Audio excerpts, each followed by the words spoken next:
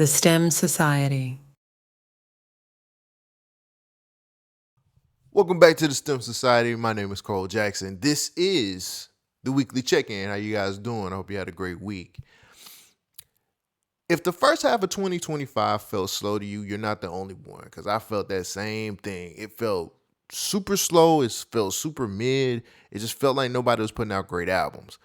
The back half, I think, is going to be where all the good shit is coming out. Now, we're in July. It's middle of the year. We're probably going to get into some really good albums. Today, I'm going to do something different. I'm drafting the albums I think will define the second half of the year. That's right. I'm going to draft my starting 5 albums. It feels better to do it this way. I could spew out a whole lot of information, but a draft just felt fun, and I felt like having fun today. Now, some of y'all are going to agree with my draft picks. A lot of y'all are going to really get mad at some of the things I didn't draft. But I'm drafting my starting 5.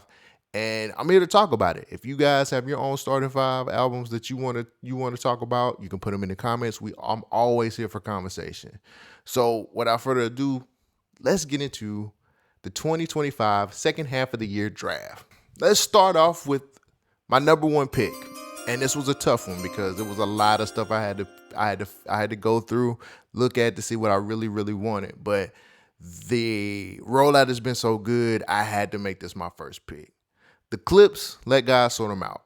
Now, the album drops July the 11th, which is Friday. They've already dropped 2 singles, So Be It and Ace Trumpets. Now, both of those singles have been in rotation since they've dropped. I've consistently listened to those, trying to pick apart what's going on lyrically.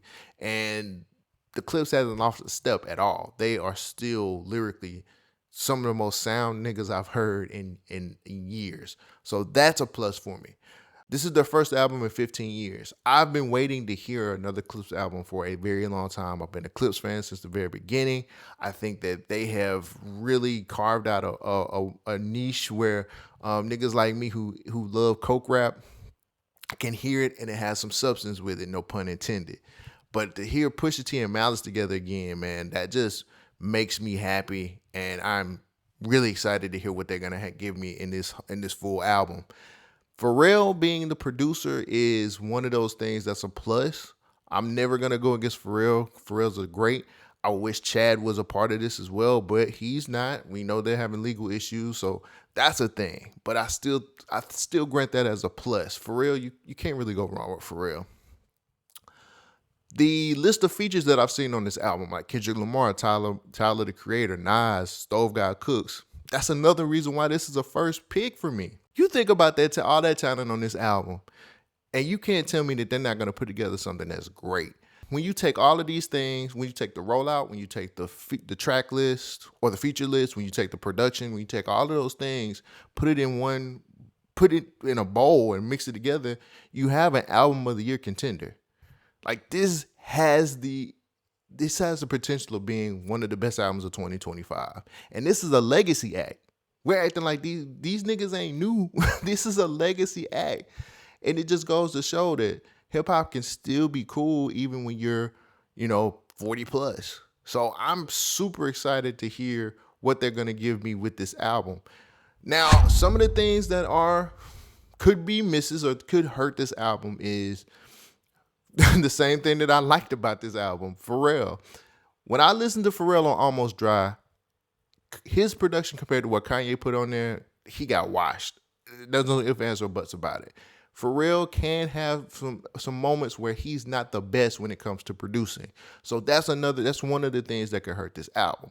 Another thing that could hurt this album is the consistent theme of coke rap or coke references. Like, I like the fact that No Malice is here because I think he's gonna balance things out. But there are times when the theme that is coke, selling coke, kind of gets in the way of what growth is. I know Pusha T has carved out this lane very well. I know Pusha T knows how to make the coke references equate to something in his life, but I also understand that shit can get repetitive, and sometimes you just get tired of hearing the same whole how much weight it is, or the scales, or the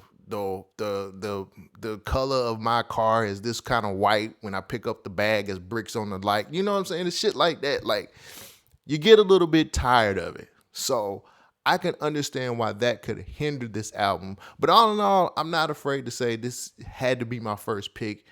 The rollout just sold me, man. And I know the album just leaked online, which I think is horrible. But this, I'm not gonna listen to it until it actually drops on Friday. And this is a guaranteed buy. It was a guaranteed buy from the time that I seen that first video and I heard Ace Trumpets. I knew I was gonna get it. So my first pick is going to go to the Clipse. They go out, sort them out. My second pick is a little bit harder. The second and the third pick was like this close, like this close. So I had to flip a coin and actually figure out which one was going second. And this artist won. So my second pick in my draft is JID. God Does Like Ugly. Now we've gotten a date for it. It's August the 8th. He's dropped a single, which is Work, and he dropped a hell of a 4-pack in the pre-looks. I love the fact that he has this song, this Animal song with Eminem just goes crazy. Like it is fire. I have consistently listened to that song ever since he dropped it. But the 4-pack in general is just great production.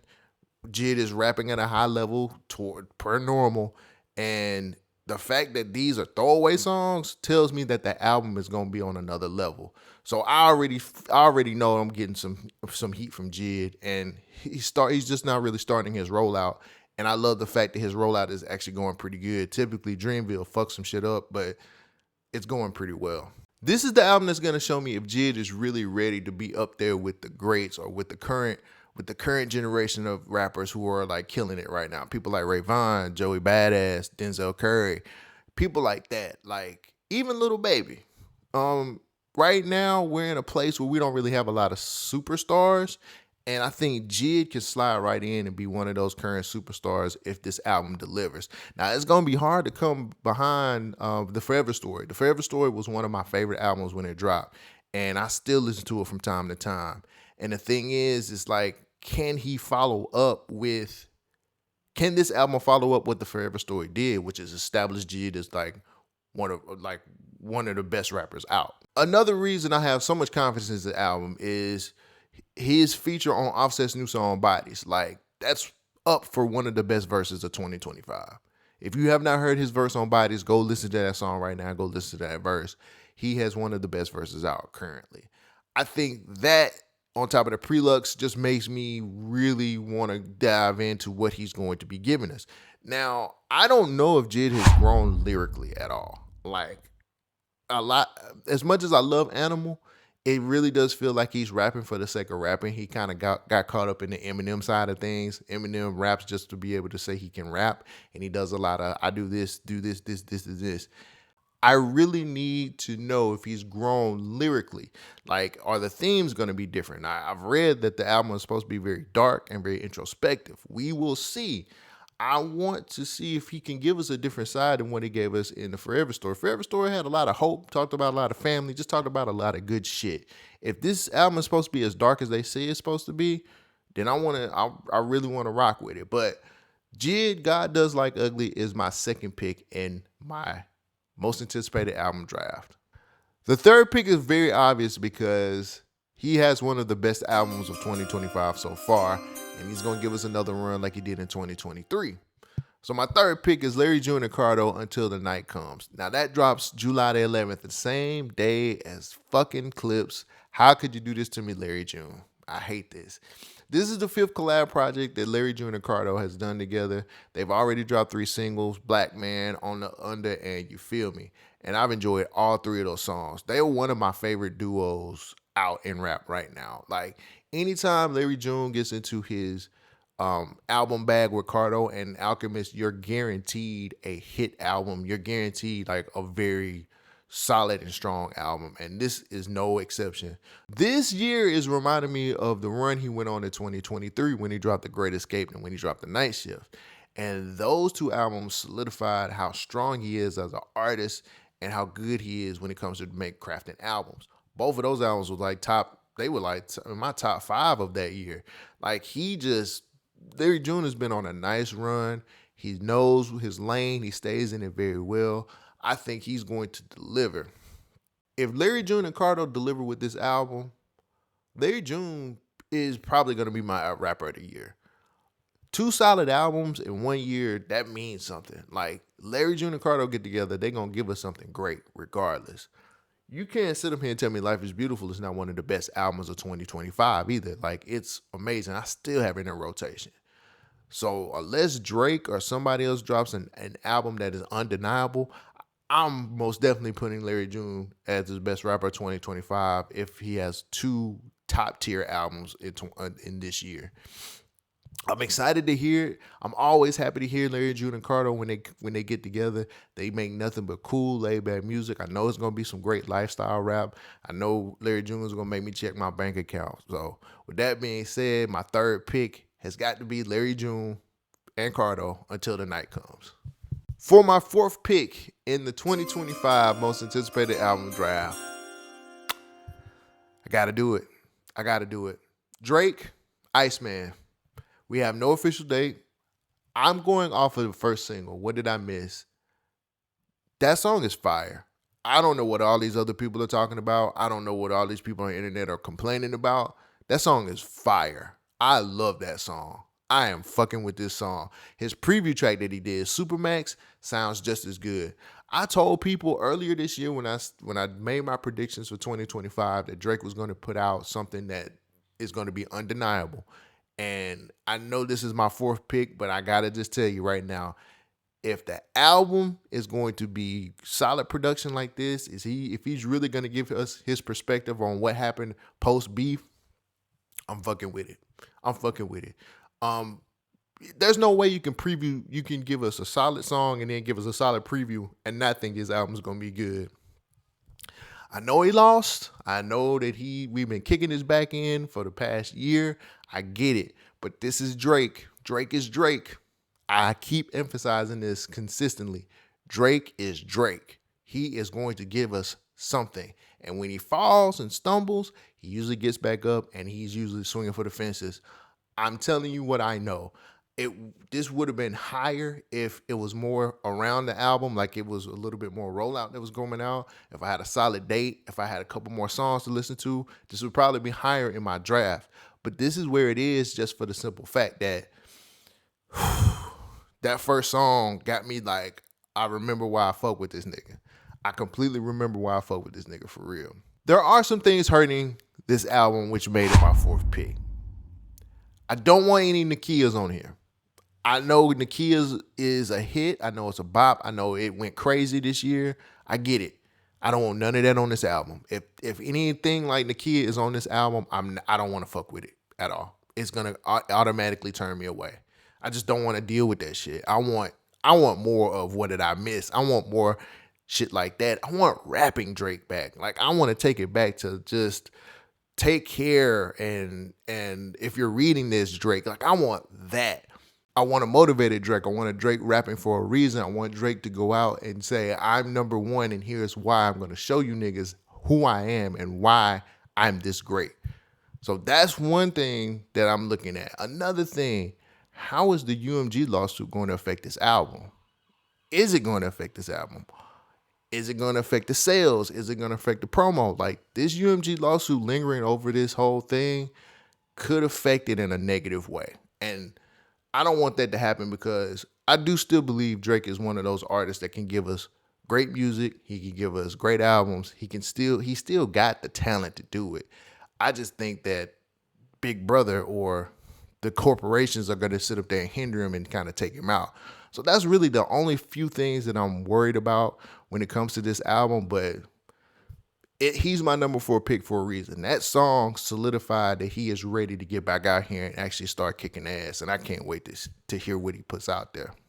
My number 5 pick is completely left. Like, it ain't even a rap album. It's actually an R&B album. But when I seen it and I heard the first single, I was sold. So I know it's coming out this year. I just don't know when. But Summer Walker is finally over it. I have to hear this album. I am an R&B head. I still love R&B. We have had some really shitty R&B this year, and the first single that she had dropped called "Spend It" really got me excited and got me ready to hear what Summer Walker's had. Now she's starting to come out of her shell a little bit. She's actually done her Apple Radio show, which I think was fire. I love some of those interviews, and we learn some of her inspirations. But I've honestly, going back to listen to her music, she hadn't put out a bad album. Summer Walker hadn't put out a bad album. Go back and look at her fucking track record. She hasn't put a bad album out yet. And I think the Finally Over It album, is going to be the one that's going to put her over the top. She's already a superstar, but I think if she delivers on this album, it's going to make her Mary J. Blige status. I promise you, she's going to be out of here if this album really does deliver like it's supposed to. Now, the only thing that I think that might hinder this album is if she doesn't show any growth, she doesn't show that she's grown from what's happening in life, if she gets to a point where she wants to do the typical R&B bullshit that everybody else is doing, then that can hinder the album. But outside of those two things, this shit is out of here. And it's going to close the Over It trilogy, which I think is one of the stronger runs that a lot of R&B artists have had. She is amazing. And I just have been real thirsty for good R&B.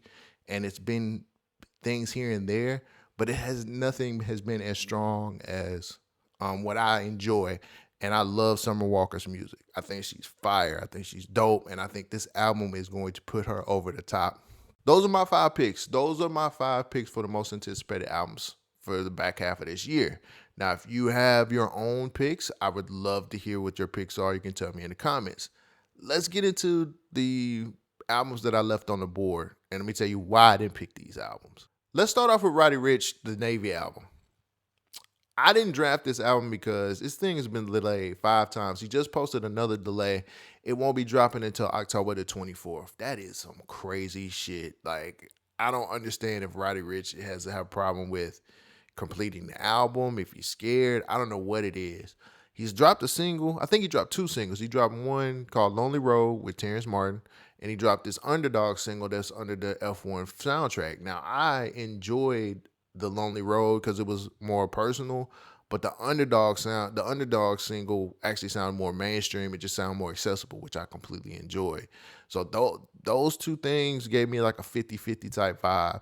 This album is a bounce back album from him. Now, when he dropped Feed the Streets 3, like, it was actually pretty solid, but nobody was there to listen to it. I think he had got so much hate because of, I don't know why people stopped listening to him. When he dropped the Antisocial album, like, I would think that like people would have continued to be fans, but it seems like people are saying he fell off. They treat him a lot like Lil Baby.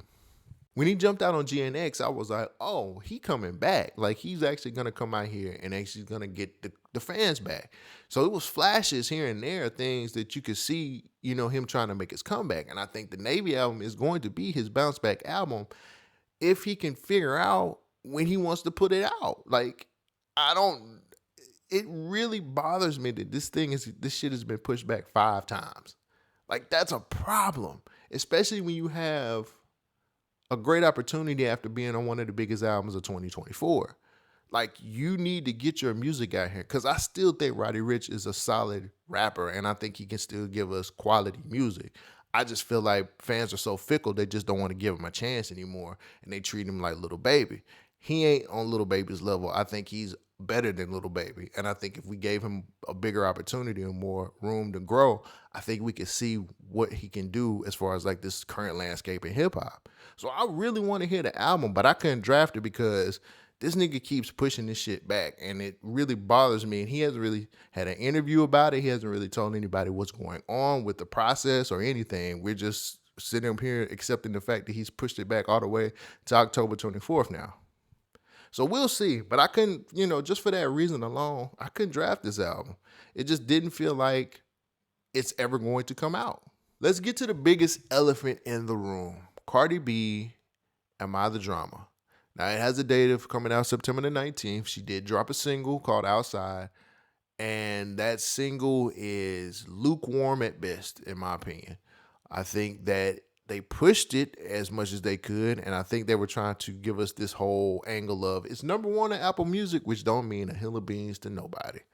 That don't mean nothing. We want to know what the Billboard numbers are saying. We don't want to know what the streams are saying. We want to know what the real numbers are saying. And it's cool that it was number 1 on Apple Music, but okay, they make stats up every day for people. And I'm not just saying this because of Cardi B. I'm saying that for a lot of artists. They make up stats all the time. The track list has been dropped. There's 23 tracks on here. 10 have been revealed, but we already know that there's going to be 2 older songs, WAP and Up. Both of those songs are going to be on the album. Um, if I want to be honest with y'all, it feels like a cheat code. And I know she gave a reason why she's putting those on the album, because she said that they need a home. I just think that 2 of your biggest songs that came out in the 2020s don't necessarily need a home. If your fans want to listen to them, they know how to playlist stuff. Like, that's what I'm saying. Like, I heard what she said, and I completely understand her reasoning behind it. But this was a label move to help push this album. That's just my opinion. It doesn't make a lot of sense. 23 tracks is a lot too. If you're gonna be doing 23 songs on an album, you gotta have a lot to say. And I didn't draft this album for the simple fact that I don't know if Cardi has caught up with everybody else when it comes to hip hop. Again, she says she's been working on this album for 7 years, and she's also said that she has been going through different things. She's got new businesses. She has a family. She's going through a divorce. So those things actually hinder the album a bit, if you ask me. The album also feels like it's being pushed out by the label instead of being pushed out from her. It feels like the label is like, you got to put something out. Now, again, this is just how I feel. None of the things that I'm saying are facts. It's just how I'm looking at it. I can't draft this album because it's already rumors that the album sounds dated. That's what the internet is saying, and you can't always trust the internet, but they're saying that the album sounds a bit dated.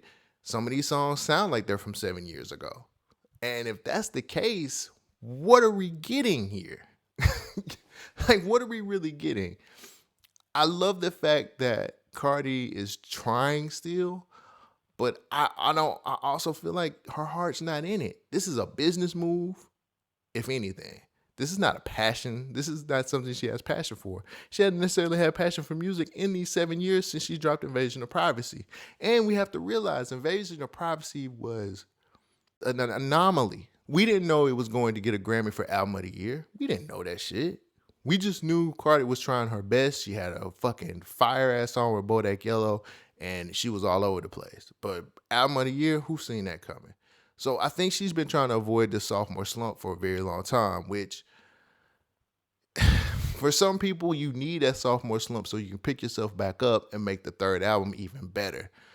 I wish artists would stop being so afraid of that second album, and stop being afraid of putting something out that may or may not hit, or taking a different turn down the road. A lot of times it works more than it doesn't work. The rollout here recently has been pretty good. We just seen her in some beautiful dresses, and she's got these crows, and it looks like she's really pushing this whole karma thing, and that's cool. I don't want to hear a whole album dedicated to your ex-husband talking about how shitty he was, or what he did wrong, or spilling all the tea. I don't want that shit. I want you to come out and be the confident, cocky woman that I've known for the last 7 years since Invasion of Privacy. That's what I want from Cardi B. And we may get that, we may not get it. Who knows? I just want the music to be good at the end of the day. I think a lot of times when you talk about people's music, they think you're trying to be personal, they think you're trying to come at them. I just want the music to be good. I think that you deserve to have a great second album. And I also feel like no matter what happens, whether it's a success or it's a failure, this is going to be her last album. I don't think Cardi likes music anymore. And you can tell by some of the things that she's been doing business-wise. She don't want to fuck with music. This is like a side hustle for her. So I would not be surprised if this album is the very last album we get from Cardi B. Because in all honesty, when you look at the context clues, she hates going to the studio. She doesn't really enjoy recording shit. It feels just like another weight put on her, around her neck. So if this is her last album, please do not be surprised. So those are the main reasons why I didn't pick Cardi B's Am I the Drama. This album, there's several reasons why I didn't want to draft it. And I still really don't understand why it's still coming out, but somebody probably wants it. A$AP Rocky's Don't Be Dumb. It has no date. It's been delayed since 2022. They have a single here recently that just dropped called Pray for the Gang. It didn't hit for me, and A$AP Rocky decided to make it an Apple exclusive for a little while. Tell me that he ain't in cahoots with the major labels. Look, bruh, he's got a lot of teasers out here. He's done a lot of trailers. There's not really been a solid rollout. Who's asking for this album? I'm waiting on y'all to tell me. Who's waiting on this album? Who is just like, yo, I really want to hear this A$AP Rocky Don't Be Dumb album? No, you don't. Nobody wants to hear this shit. This is a passion project just to go along with his artsy-fartsy modeling career and all this other bullshit. I don't understand why he's still trying to put this album out. I don't know why he's trying to do it. I don't know what the reason is. Like, it ain't even an A$AP Mob anymore. Like, if Ferg ain't even on the album, I really don't want to fuck with it. But clearly he wants to do something to give out to the masses and let us know that he's still A$AP Rocky. He hasn't been relevant since 2013, bro. In music, not in everything else. Like his lifestyle brand and all this other shit that he's doing, he's been relevant there. Music wise, I haven't been sitting up here saying, you know, I want to hear a good A$AP Rocky feature. No, I don't. Nobody wants to hear this shit. Put it away. Shelve it. Shelve it. Shelve the album, bro. I don't care. I don't know too many people who do care. I don't feel like his lifestyle translates well with music anymore. That's how I look at it. He's not the same dude he was 10 years ago. And nobody is. But at the same time, there's nothing that A$AP Rocky has to say that I want to hear, especially on an album.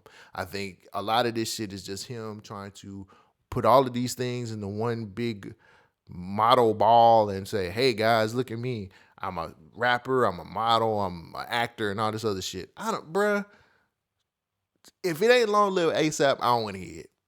I don't want to hear the shit. Fuck it. I just don't want to hear this. I don't know who the audience is for. I don't even hear New York niggas talking about this shit. So at the end of the day, I didn't draft this album because I don't see it being relevant to anything that's going on in hip hop. I don't even see anybody really begging for this album.